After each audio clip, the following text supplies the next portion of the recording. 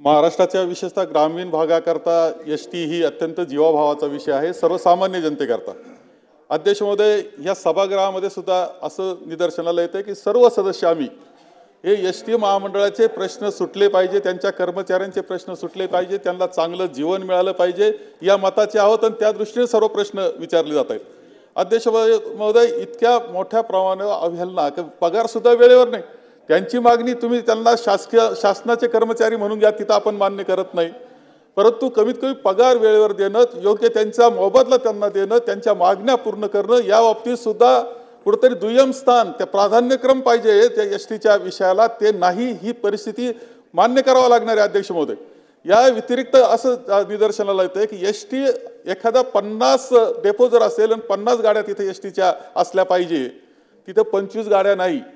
त्याच्यापेक्षा आणखी एक गोष्ट निदर्शनाला येते की ज्या आहेत 25 त्यांची पूर्णपणे दुरावस्था आहे, ती त्या गावापर्यंत पोहोचेल की नाही, मध्येच पडेल, या सगळ्या अनेक ठिकाणी दिसते की गाड्या मध्येच बंद पडलेल्या आहेत, खाली उतरलेले पॅसेंजर आपल्याला ही अत्यंत दुरावस्था।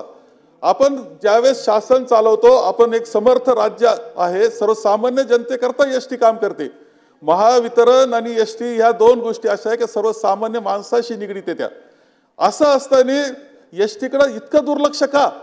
आणि सन्माननीय मुख्यमंत्री, मी तर आपले मंत्री महोदय आपल्याला सांगेल की तुम्ही आज उत्तर देताय, मुख्यमंत्र्यांकरता उत्तर देतायत, यामध्ये माननीय मुख्यमंत्री, माननीय दोन्ही उपमुख्यमंत्री सर्वांनी एकत्र बसून याचा प्रश्नांचं निराकरण केलं पाहिजे, लवकरात लवकर केलं पाहिजे।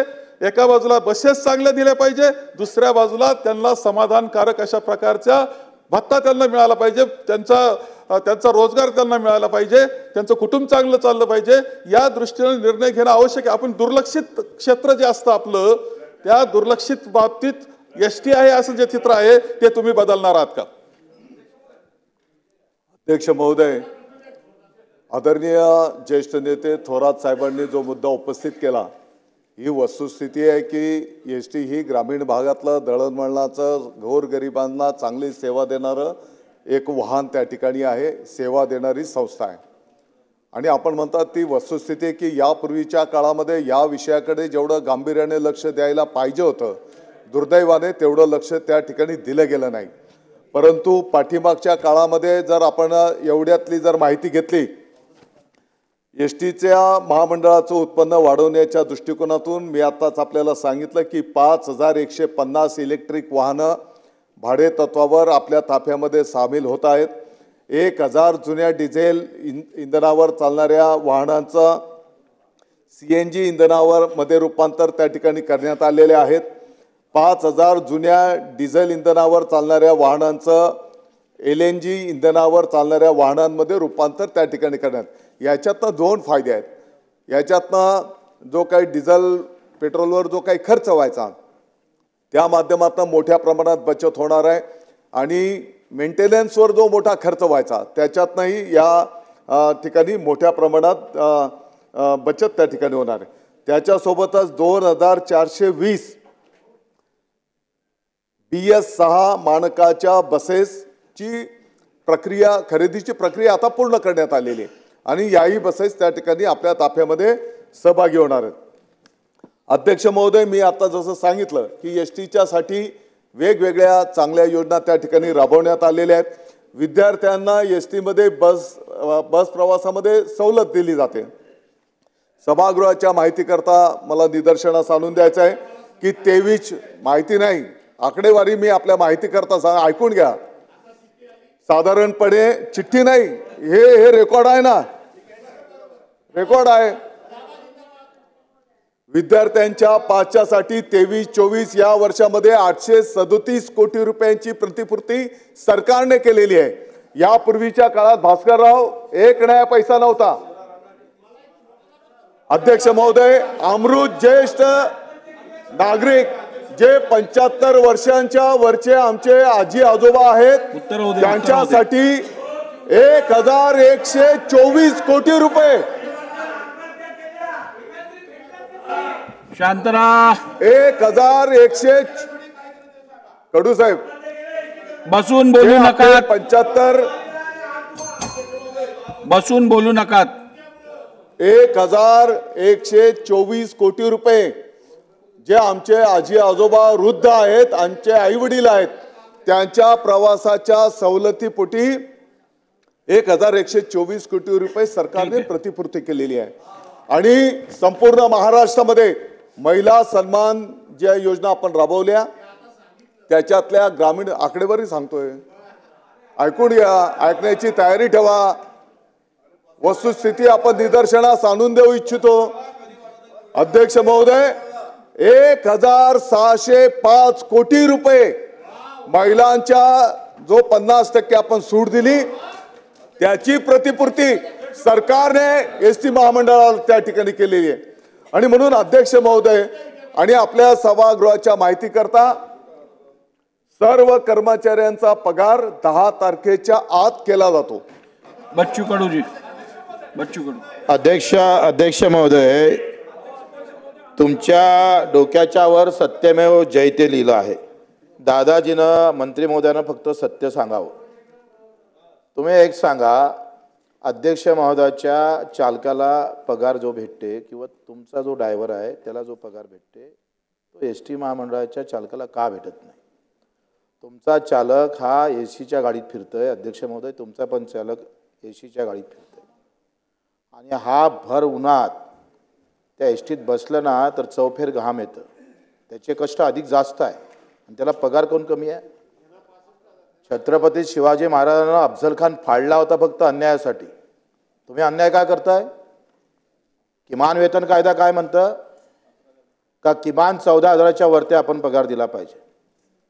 शासनात जर कायदा मोडत असेल तर थोबाडीत कोणाच्या मारायचं? काय सत्य आहे काय असत्य आहे सांगा ना. तुम्हाला राग काय येत नाही? त्याला लाज वाटली पाहिजे ना याची थोडी.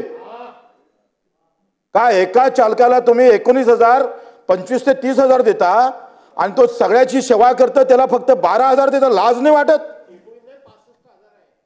याचा राग काय येत नाही त्याचं उत्तर द्या तुम्ही आम्हाला. आणि मग हे सत्य असन तर ते सत्य असन तर ते जे असत्य आपण वागतोय ते सत्यात परिवर्तन किती दिवसात करणार ते सांगा.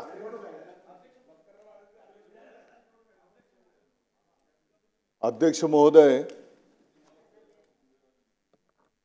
बच्चू कडू साहेबांचा मी आदर व्यक्त करतो. मी पण त्या पद्धतीने उत्तर देऊ शकतो. नाही, हे एक आपल्या एक मिनिट मंत्री महोदय, आपण मंत्री महोदय बघा, या एक मिनिट मंत्री महोदय, एक मिनिट.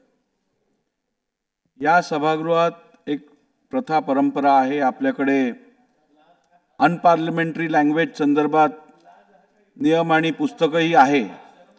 तर माझी सभागृहाला विनंती आहे की आपण आपल्या भावना व्यक्त करत असताना कुठच्याही प्रकारचं अनपार्लिमेंटरी भाषा वापरणं चुकीचं ठरेल. त्यामुळे बच्चू कडू साहेबांनी आपल्या प्रश्न विचारताना जी भाषा वापरली ती मी परत एकदा तपासून घेईन आणि जर का त्यात कुठचाही अनपार्लिमेंटरी शब्द वापरला गेला असेल तर तो रेकॉर्डवरनं काढला जाईल. अध्यक्ष महोदय,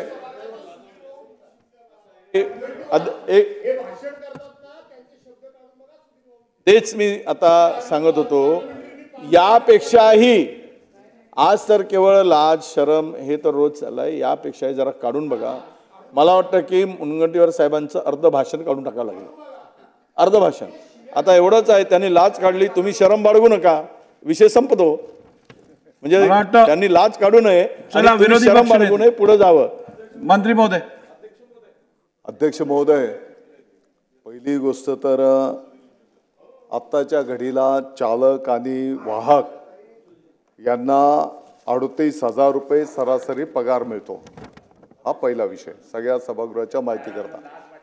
आणि खरं म्हणजे आतापर्यंत पाठीमागच्या काळामध्ये जर बघितलं तर ज्यांना लाज वाटायला पाहिजे त्यांना लाज वाटली नाही. हां, आणि आपण अनपार्लिमेंटरी असेल तर काढून टाका. आणि अध्यक्ष महोदय, सांगितलं ना, मी सांगितलं अनपार्लिमेंटरी असेल तर काढून टाका. मंत्र्यांनी जरी अनपार्लिमेंटरी वापरलं असेल तर काढून टाकू आपण. अध्यक्ष महोदय, अध्यक्ष महोदय, ठीक आहे, मी तुम्हाला रुलिंग ताबडतोबच देतो. आपलं जे words and list of words and expressions which have been held to be unparliamentary or otherwise त्यातली एंट्री क्रमांक 357 लाज वाटत असेल तर हा शब्द अनपार्लिमेंटरी आपण यापूर्वीही ठरवलेला आहे. व्हॉल्यूम 40 PP 2455 2456 19 मार्च 1974 ला आपण हे अनपार्लिमेंटरी ठरवलेलं आहे.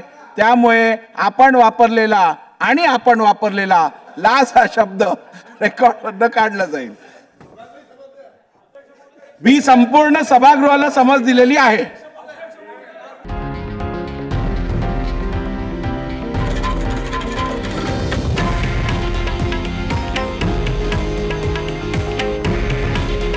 हे आहे देशातील नंबर 1 न्यूज नेटवर्क आणि आपण पाहत आहात TV9 मराठी. काळजी तुमची, हित महाराष्ट्राचं.